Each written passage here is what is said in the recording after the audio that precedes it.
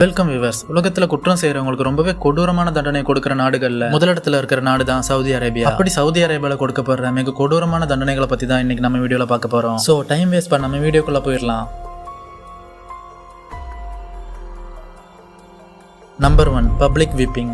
Saudi அரேபியாவில் பல சட்டங்களும் இஸ்லாம் மத நம்பிக்கையில தான் இருக்கும் அப்படின்னு நமக்கு தெரிஞ்சிருக்கணும். அப்படி சவுதி அரேபியாவில் இருக்க ஒரு தண்டனை தான் குற்றவாளியை பொது இடத்துல வச்சு சாட்டை இல்லைனா பெரம்பால அடிக்கிறது.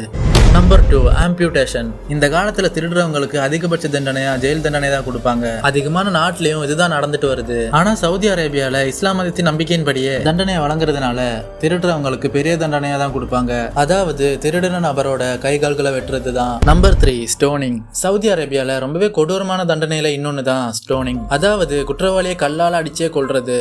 நம்பர் 4, பிஹெட்டிங். சரித்திரத்திலேயே 2023 தான் சவுதி அரேபியாவோட ரொம்பவே கொடூரமான வருஷமா இருந்திருக்கு. ஏன் அப்படின்னா 172 நபர்களை மரண தண்டனைக்காக வச்சிருந்திருக்காங்க. ஃபுல் வீடியோ டிஸ்கிரிப்ஷன்ல கொடுத்துருக்கேன், மறக்காம செக் பண்ணி பாருங்க.